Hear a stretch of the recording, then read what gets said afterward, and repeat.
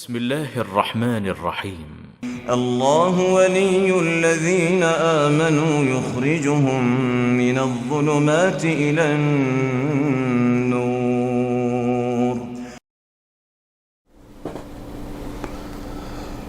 بسم اللہ الرحمن الرحیم نحمدہ ونصلی علی رسولہ الکریم اما بعد۔ معزز ناظرین کرام، آپ دیکھ رہے ہیں نور ٹی وی جدہ اور میں ہوں محمد عاقل۔ سوال واٹس ایپ پر آیا ہے، وائس میسج کے ذریعے آپ کی خدمت میں پیش کروں گا۔ آپ بھی اگر اپنا سوال واٹس ایپ پر بھیجنا چاہتے ہیں یا ویڈیو کی شکل میں تو اس نمبر کو نوٹ فرما لیں، اسکرین پر ڈسپلے کر دیا گیا ہے۔ اپنا سوال اپنے نام کے ساتھ وائس میسج میں بھیج دیجئے، ہم آپ کی خدمت میں علماء کرام کے فتاوی لے کر حاضر ہو جائیں گے۔ سوال آیا ہے وہ پیش کرتا ہوں۔ السلام علیکم رحمۃ اللہ وبرکاتہ۔ سب سے پہلے تو جزاک اللہ خیر بھائی، آپ ہمارے سوالات کا جواب دیتے ہیں دین کی اور اسلام کی روشنی میں، اور قرآن سنت اور حدیث کی روشنی میں آپ ہماری رہنمائی کرتے ہیں۔ اس کے لیے اللہ تعالیٰ آپ کو جزائے خیر دے۔ میرا ایک سوال ہے کہ میں مولانا مکی حجازی کی ایک ویڈیو دیکھ رہی تھی جس یوٹیوب پہ، جس پہ وہ سوالات کے جواب دے رہے تھے، اور ایک پرچی پہ ان کے پاس سوال آیا کہ سوال کرنے والے نے سوال کیا کیا میں سورہ یاسین پڑھ کر بخش سکتا ہوں اپنے فوت شدگان کو؟ تو اس پہ مولانا نے جواب دیا جی ہاں آپ بخش سکتے ہیں۔ تو یہ قرآن، یہ نبی پاک صلی اللہ علیہ وسلم کی نہ کسی سنت سے ثابت ہے اور نہ ہی کسی حدیث میں ہے، تو پھر انہوں نے ایسا کیوں کہا کہ آپ سورہ یاسین پڑھ کے بخش سکتے ہیں، جبکہ اللہ تعالیٰ کے نبی نے کہا ہے کہ قرآن بخشنے کے لیے نہیں ہے، ان کی یعنی مفہوم ہے ان کی بات کا۔ وعلیکم السلام ورحمۃ اللہ وبرکاتہ۔ آپ نے جو سوال کیا ہے وہ کہ مولانا مکی جو حرم میں درس دیتے ہیں، انہوں نے اپنی کسی تقریر میں سورہ یاسین کے بارے میں فرمایا ہوگا، میں نے نہیں سنی وہ آڈیو یا ویڈیو۔ البتہ چونکہ ان کا تعلق حنفی مذہب سے ہے اور حنفی مذہب میں اس طرح کی باتیں عام ہیں۔ یہاں مفتی مملکت سعودی عرب سماحت الشیخ عبدالعزیز ابن باز رحمۃ اللہ علیہ، ان کا موقف اس سلسلے میں کیا ہے میں آپ کی خدمت میں پیش کروں گا، اور میں یہ سمجھتا ہوں کہ مولانا مکی حجازی کا موقف درست نہیں ہے۔ صحیح موقف آپ کی خدمت میں شیخ ابن باز رحمۃ اللہ علیہ کا ہے، اور وہ بھی کس بنیاد پر آپ کی خدمت میں پیش کروں گا۔ نعود مع مطلع هذه الحلقة إلى رسالة وصلت إلى البرنامج من لبنان وباعثها المستمع حسن السمريد۔ لبنان سے مفتی مملکت سعودی عرب کی خدمت میں سوال پیش کیا گیا ہے۔ حسن عرضنا جزءا من أسئلته، وفي هذه الحلقة بقي له مجموعة أخرى. من بين أسئلته في هذه الحلقة يقول: عندما يتوفى مسلم يقرؤون، جب ایک مسلمان مر جاتا ہے عليه سورة ياسين على المقبرة وفي المنزل، پھر اس کے بعد مقبرہ قبرستان میں اس کی وفات کے بعد سورہ یاسین تلاوت کی جاتی ہے لمدة أسبوع، ويوم ذكرى مرور 40 يوما على وفاته. یہ ایک ہفتے، ہر ہفتے کی جاتی ہے، ایک ہفتے کے بعد، اور پھر 40 دن کے بعد جو چلہ ہمارے یہاں کہا جاتا ہے وہ، اور برسی وغیرہ منانے کا رواج عرب میں بھی ہے، لبنان میں بہت ہے۔ آیا یہ درست ہے یا نہیں؟ هذا جائز، وجه الناس حيال هذا الموضوع فهو منتشر بكثرة، جزاكم الله خيرا۔ کہا جا رہا ہے کہ یہ ہمارے یہاں بہت مشہور ہو چکا ہے، بہت منتشر ہے، ہر گھر میں یہ وبا پھیلی ہوئی ہے کہ وفات کے بعد سورہ یاسین یا قرآن کریم کی تلاوت کر کے اسے ایصال ثواب کے طور پر پیش کیا جاتا ہے۔ اس کے بارے میں نصیحت فرما دیجئے تاکہ یہ جو بری طریقے سے ایک اس رواج کو عام کیا جا رہا ہے اس کے بارے میں لوگوں کو صحیح طور پر معلوم چل جائے۔ بسم الله الرحمن الرحيم. الحمد لله وصلى الله وسلم على رسول الله وعلى آله وأصحابه ومن اهتدى بهداه. أما بعد، هذا العمل الذي سأل عنه السائل بدعة لا أصل له. شیخ ابن باز رحمۃ اللہ علیہ یہ فرما رہے ہیں کہ جو حمد و ثنا کے بعد جو سوال سائل نے پیش کیا ہے اس کی کوئی حیثیت نہیں ہے اسلام کے اندر، یہ بدعت ہے، اس کی کوئی اصل نہیں ہے، لا اصل لہا، کوئی بنیاد نہیں ہے، کوئی اوتھنٹیکیشن نہیں ہے، کوئی صحیح حدیث اس ضمن میں مروی نہیں ہے. فلا يشرع أن يقرأ على الميت بعد موته، لا في البيت ولا في المقبرة ولا على رأس 40 من وفاته ولا في مرنے کے بعد نہ قبرستان میں، نہ ہی ہر ہفتے اور نہ ہی 40 دن کے بعد یا برسی میں بھی جو لوگ پڑھتے ہیں ہمارے یہاں. شیخ یہ فرما رہے ہیں کہ نہ ہفتے میں، مرنے کے بعد اس طرح کے عمل کی کوئی حیثیت نہیں ہے.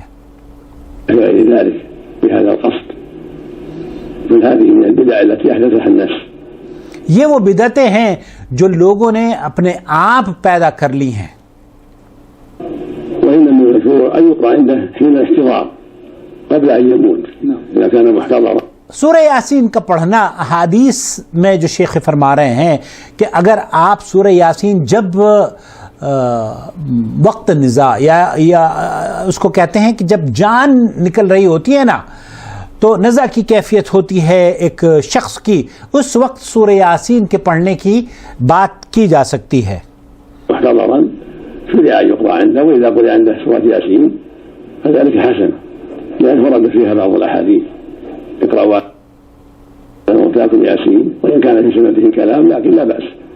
شیخ فرما رہے حالانکہ یہ جو حدیث بیان کی گئی ہے کہ آپ جب کوئی مرنے والا ہو تو اس پر سورہ یاسین پڑھی جائے اس کے تاکہ اس کو راحت مل جائے، حالانکہ یہ ضعیف روایت ہے، لیکن اس کے باوجود بھی اگر کوئی پڑھنا چاہتا ہے تو چونکہ آپ سورہ یاسین کی بات کر رہے ہیں تو پڑھ سکتا ہے، کوئی حرج نہیں ہے، لیکن آپ اس کے جو حدیث میں وارد نہیں ہے ایک ایسا عمل کر رہے ہیں جو کہ قرآن و سنت میں ہی نہیں ہے.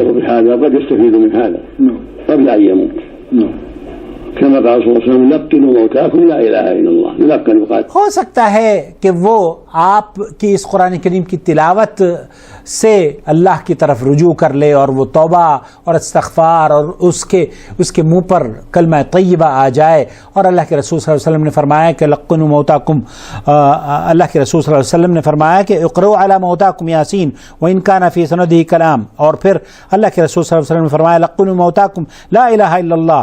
اللہ کے رسول صلی اللہ علیہ وسلم نے جب ایک آدمی مرنے لگتا ہے تو اس کو تلقین کی جانی چاہیے کہ وہ لا الہ الا اللہ کہے. قال له قل لا إله إلا الله حتى يختم له بها. في الحديث من كان آخر كلامه لا إله إلا الله دخل الجنة. کیونکہ اللہ کے رسول صلی اللہ علیہ وسلم نے فرمایا ہے کہ جس کا آخری بیان آخری کلام یہ ہوگا لا الہ الا اللہ، وہ جنت میں داخل کر دیا جائے گا. فذلك من أسباب دخول الجنة إذا مات على التوحيد والإيمان صادقا مخلصا.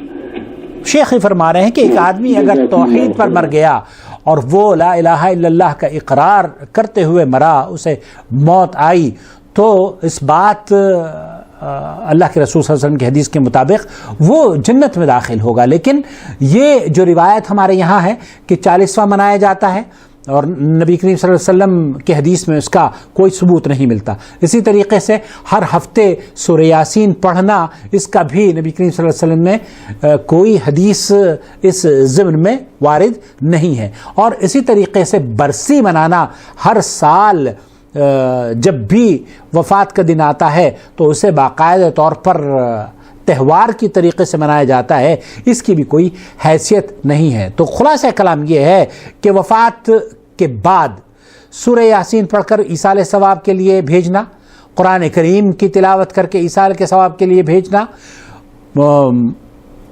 تسبیح پر یا ہمارے ہاں مساجد میں کھجور کی گٹھلیوں پر بہت سے اعمال، کل میں 5-5 کروڑ 10-10 کروڑ لوگ جمع کر کے رکھے ہوتے ہیں کہ 3 قرآن میں نے اپنے لیے رکھے ہوئے ہیں، 3 اماں کے لیے رکھے ہوں گے. جب اماں وفات پا جائیں گی تو میں ان کو تحفے میں دے دوں گی یا ان کو تحفے میں دے دوں گا، یا آپ کے پاس اگر قرآن موجود ہے تو یہ 10 قرآن فلانے کو تحفے میں دے دیں. یہ جو طریقہ کار ہے یہ اللہ کے رسول صلی اللہ علیہ وسلم سے مفتی مملکت سعودی عرب نے فرمایا کہ وفات کے بعد قرآن کریم کی تلاوت کر کے ایصال ثواب کے لیے ان کو بھیجنا یہ بدعت عمل ہے.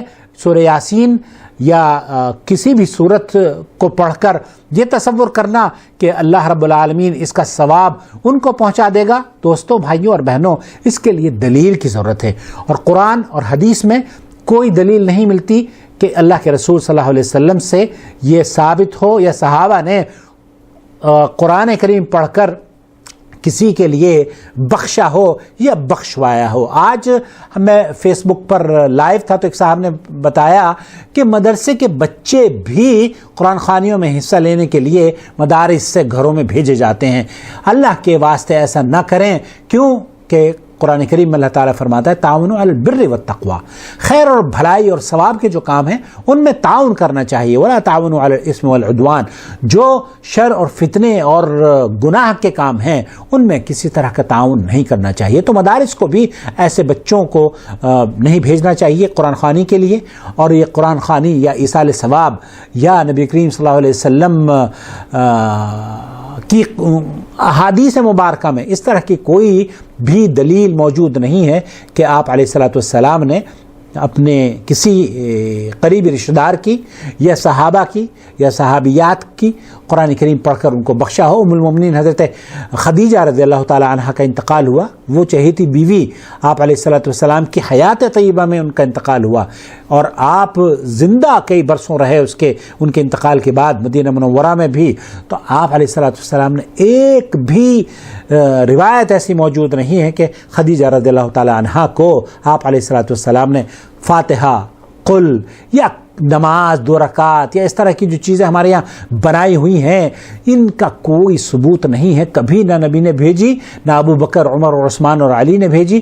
اس لیے رضوان اللہ علیہ مجمعین جو ان کا منہج تھا اسی کو آپ قبول کر لیجئے، اور یہی منہج ائمہ اربعہ کا بھی رہا ہے. اللہ رب العالمین سے دعا ہے اللہ تعالی ہمیں خیر اور بھلائی کے کاموں میں فروغ دینے والا اور بدعتوں کی روک تھام کے لیے ہمارے چینل کو اس کی اللہ رب العالمین خدمات کو قبول فرما لے.